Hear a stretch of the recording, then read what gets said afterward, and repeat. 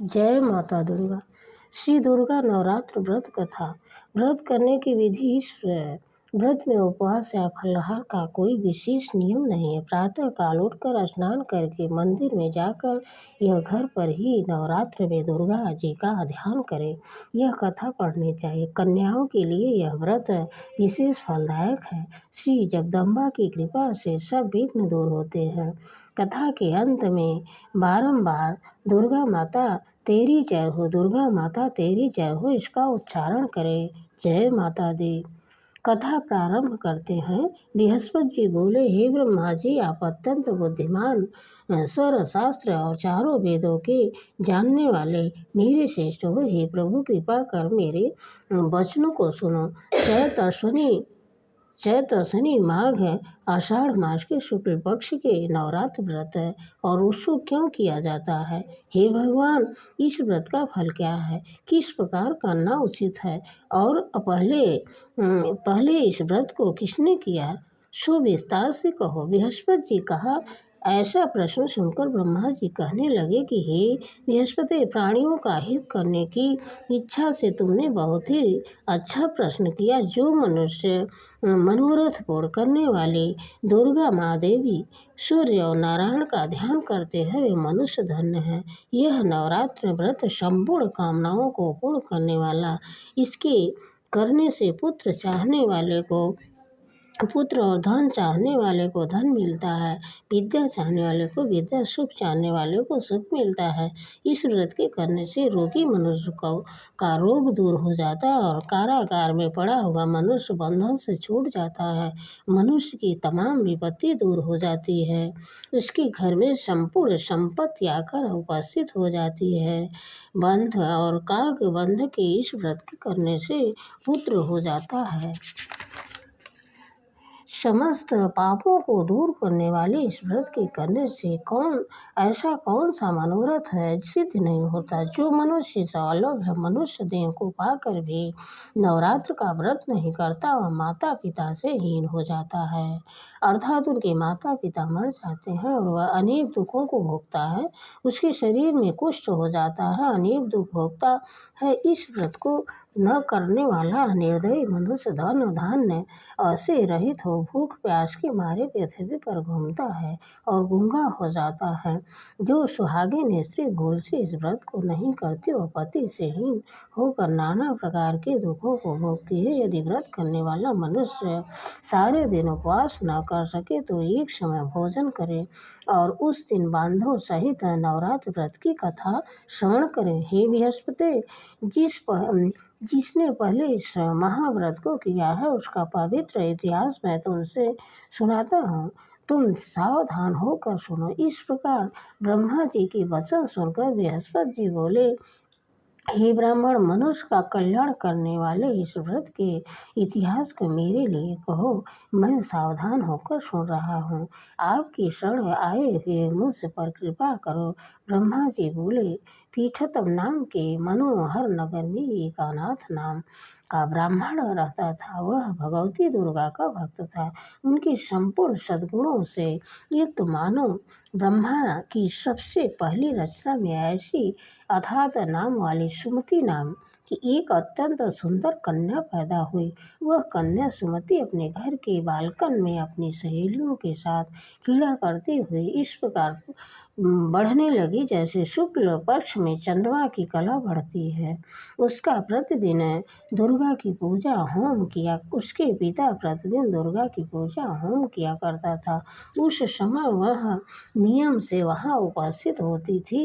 एक दिन वह सुमति अपनी सखियों के साथ खेलने लगी और भगवती ने पूजन में उपस्थित नहीं हुए। उसके पिता को पुत्री की ऐसी असावधानी देख करके क्रोध आया और पुत्री से कहने लगा कि हे दुष्ट पुत्री, आज प्रभाव से तुमने भगवती पूजन नहीं किया है, इस कारण मैं कुष्ठी और दरिद्र मनुष्य के साथ तेरा विवाह करूंगा। इस प्रकार कुपित पिता के वचन सुनकर सुमति को बड़ा दुख हुआ और पिता ने कहने लगे कि हे पिता, मैं आपकी कन्या हूँ, मैं आपके सब तरह से अधीन हूँ, जैसी आपकी इच्छा हो ऐसा ही करो। रोगी कुष्ठी अथवा किसी के साथ है, जैसी तुम्हारी इच्छा हो मेरा विवाह कर सकते हो। ऐसा होगा वही जो भाग्य में लिखा होगा। मेरा तो इस पर पूर्ण विश्वास है। मनुष्य न जाने कितने मनोरथ का चिंतन करता है, पर वो होता है वही जो भाग्य में लिखा होता है। जय माता दी। जैसे जो जैसा करता उसको फल भी कर्म के अनुसार ही मिलता है, क्योंकि कर्म करना मनुष्य के अधीन है, पर फल देने के अधीन नहीं है। जैसे अग्नि में पड़े हुए तृणादि को अधिक प्रदीप्त कर देते हैं, उसी तरह अपनी कन्या की ऐसे निर्भयता से कहे हुए वचन सुनकर उस ब्राह्मण को अधिक क्रोध आया। तब अपनी कन्या का एक कुष्ठी के साथ विवाह कर दिया। वह अत्यंत क्रुद्ध होकर के पुत्री के कहने लगे कि जाओ जाओ, जल्दी जाओ, अपने कर्म का फल भोगो, देखते हैं भाग्य में भरोसे पर रहकर क्या करती है। इस प्रकार से कहे हुए पिता के कटु वचन को सुनकर सुमति अपने मन में विचार करने लगी कि अहो, मेरा बड़ा दुर्भाग्य है जिसे मुझे ऐसा पति मिला। इस तरह अपने दुख का विचार करते हुए सुमति अपने पति के साथ वन चली गई, और भयानक वन में कुशा युक्त उस स्थान पे उन्होंने वह रात बड़े कष्ट से बिताई कि उस गरीबी बालिका की ऐसी दशा देखकर भगवती दुर्गा पुण्य के प्रभाव से प्रकट होकर के सुमति से कहने लगी कि हे दीन प्राणी ब्रह्माणी, मैं तुम पर प्रसन्न हूँ, तुम जो चाहो वरदान मांग सकती हो, मैं प्रसन्न होने पर मनवांछित फल देने वाली हूँ। इस प्रकार भगवती दुर्गा का वचन सुनकर ब्रह्माणी कहने लगे कि आप कौन हो जो मुझ पर प्रसन्न हुई हो? यह सब मेरे लिए कहो और अपनी कृपा दृष्टि से मुझ दीन दासी को कृतार्थ करो। ऐसा ब्रह्माणी का वचन सुनकर देवी कहने लगी कि मैं आदि शक्ति हूँ और मैं ही ब्रह्मा विद्या और सरस्वती हूँ। मैं प्रसन्न होने पर प्राणियों का दुख दूर कर उसके सुख प्रदान करती हूँ। हे ब्रह्माणी, मैं तुम पर तेरे पूर्व जन्म के पुण्य के प्रभाव से प्रसन्न हूँ। तुम्हारे पूर्व जन्म का वृत्तांत सुनाती हूँ, सुनो। तुम पूर्व जन्म में निषाद भील की स्त्री थी और पतिव्रता थी। एक दिन तेरे पति निषाद ने चोरी की। चोरी करने के कारण तुम दोनों को सिपाहियों ने पकड़ लिया और ले जाकर के जेल खाने में कैद कर दिया। उस लोगों ने तेरे पति को भोजन भी नहीं दिया। इस प्रकार नवरात्र के दिन में तुमने तो कुछ खाया और न जल ही पिया, इसलिए 9 दिन तक नवरात्र का व्रत हो गया। हे ब्रह्माणी, उस दिनों में जो व्रत हुआ उस व्रत के प्रभाव से नवरात्र प्रसन्न होकर तुम्हें मनवांछित वस्तु दे रहे हो। तुम्हारी जो इच्छा हो मांग लो। इस प्रकार दुर्गा के कहे हुए वचन सुनकर ब्रह्माणी बोली कि अगर आप मुझ पर प्रसन्न हो तो आप को मैं प्रणाम करती हूँ। कृपा करके मेरे पति के कोढ़ को दूर करो। देवी कहने लगी कि उन दिनों में जो तूने व्रत किया था उस व्रत के एक दिन का पुण्य अपने पति का कोढ़ दूर होने के लिए अर्पण करो। मेरे प्रभाव से तेरा पति कोढ़ से रहित सोने के समान शरीर वाला हो जाएगा। ब्रह्मा जी बोले। इस प्रकार देवी का वचन सुनकर के वह ब्रह्माणी बहुत प्रसन्न हुई और पति को निरोग करने की इच्छा से ठीक है ऐसी बोली। तब तक उसके पति का शरीर भगवती दुर्गा की कृपा से कुष्ठहीन होकर अति क्रांति युक्त हो गया, जिनकी क्रांति के सामने चंद्रमा भी क्रांति भी क्षीण हो जाती है। वह ब्रह्माणी पति की मनोहर देह को देखकर देवी को अति पराक्रमी वाली समझकर स्तुत करने लगे कि हे दुर्गे, आपने दुर्गत को दूर करने वाली, तीनों जगत का संताप हरने वाली, समस्त दुखों को दूर करने वाली, रोगी मनुष्य को निरोग करने वाली, प्रसन्न होने पर मनवांछित वस्तु देने वाली और दुष्ट मनुष्य का नाश करने वाली, तुम ही सारे जगत की माता और पिता हो। हे अम्बे, मुझ अपराध रहित अबला कि मेरे पिता से कुष्ठ के साथ विवाह कर मुझे घर से निकाल दिया, उनकी निकाली हुई पृथ्वी पर घूमने लगी। अब आपने ही मेरा इस आपत्ति रूपी समुद्र से उद्धार किया है। हे देवी, आपको प्रणाम करती हूँ, मुझ दीन की रक्षा करो। ब्रह्मा जी बोले कि हे बृहस्पति, इस प्रकार उस सुमति ने मन में मन से देवी की बहुत स्तुति की।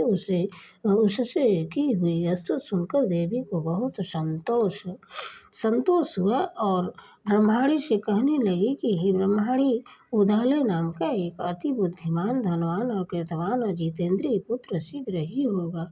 ऐसे कहकर वह देवी ब्रह्माणी से फिर कहने लगी कि हे ब्रह्माणी, आप जो कुछ तेरी इच्छा हो वही मन वांछित वस्तु मांग सकती हो। ऐसा भगवती दुर्गा का वचन सुनकर सुनती बोली कि हे भगवती दुर्गे, आप मेरे पर प्रसन्न हैं तो कृपा करके मुझे नवरात्रि विधि बताइए। हे दमयंती, जिस विधि से नवरात्र व्रत करने से आप प्रसन्न होती हो उस विधि को, उसके फल को मेरे लिए विस्तार से वर्णन करें। इस प्रकार ब्रह्माणी के वचन सुनकर दुर्गा कहने लगी, हे ब्रह्माणी, मैं तुम्हारे लिए संपूर्ण पापों को दूर करने वाली नवरात्र व्रत विधि को बताती हूँ, जिसको सुनने से तमाम पाप को छोड़कर मोक्ष की प्राप्ति होती है। अश्विनी मास के शुक्ल पक्ष की प्रतिपदा से लेकर के 9 दिन तक विधि पूर्वक व्रत करे। यदि दिन भर का व्रत न कर सके तो एक समय का भोजन करे और पढ़े लिखे ब्राह्मण को पूछ करके घट स्थापना करे और वाटिका बनाकर उसको प्रतिदिन जल से सींचे और महाकाली, महासरस्वती, महालक्ष्मी की मूर्ति बना करके उनकी नित्य विधि सहित पूजा करें और पुष्प से विधि पूर्वक अर्घ दें। बिजौरा के फूल से अर्घ देने से रूप की प्राप्ति होती है। जायफल से कीर्ति और दाख से कार्य की सिद्धि होती है। आंवले से सुख और केले से भूषण की प्राप्ति होती है। इस प्रकार फलों से अर्घ देकर तथा विधि हवन करे। खांड, घी और गेहूँ, शहद, जौ, तिल, नींब, नारियल, दाख और कदम ऐसे हवन करें। गेहूँ होम करने से लक्ष्मी की प्राप्ति होती है। खीर और चंपा के पुष्प से धन और पत्तों से तेज और सुख की प्राप्ति होती है। खांड, घी, नारियल और शहद, जौ, तिल इससे तथा फलों से होम करने से मनवांछित वस्तु की प्राप्ति होती है। व्रत करने वाला मनुष्य इस विधान से होम करके आचार्य को अत्यंत नम्रता से प्रणाम करे और यज्ञ की सिद्धि के लिए उसे दक्षिणा दे। इस महाव्रत को पहले बताई हुई विधि के अनुसार जो कोई करता है उसके सब मनोरथ सिद्ध हो जाते हैं। इसलिए तनिक भी संशय नहीं है, इस 9 दिन में जो कुछ दान आदि दिया जाता है उसका करोड़ों गुना मिलता है। इस नवरात्र की व्रत करने से ही अश्वमेध यज्ञ का फल मिलता है। हे ब्रह्माणी, इस संपूर्ण कामनाओं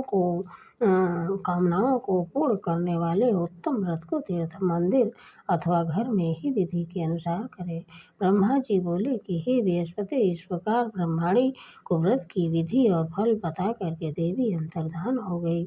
जो मनुष्य या स्त्री इस व्रत को भक्तिपूर्वक करता है वह इस लोक में सुख पाकर अंत में दुर्लभ मोक्ष को प्राप्त करता है। हे बृहस्पति, यह दुर्लभ व्रत का महत्व मैंने तुम्हारे लिए बताया है। ऐसा ब्रह्मा जी के वचन सुनकर के बृहस्पति जी आनंद के कारण रोमांचित हो गए और ब्रह्मा जी से कहने लगे, हे ब्रह्मा जी, आपने मुझ पर अति कृपा की जो अमृत के समान इस नवरात्र व्रत का महत्व सुनाया। हे प्रभु, आपके बिना कौन इस महत्व को सुना सकता है। जय माता दुर्गा। ऐसे बृहस्पति जी के वचन सुनकर के ब्रह्मा जी बोले कि हे बृहस्पति, तुमने सब प्राणियों का हित करने वाले इस अलौकिक व्रत को पूछा है, इसलिए तुम धन्य हो। यह भगवती शक्ति संपूर्ण लोकों का पालन करने वाली इस महादेवी के प्रभाव को कौन जान सकता है। जय दुर्गा माता, जय दुर्गा।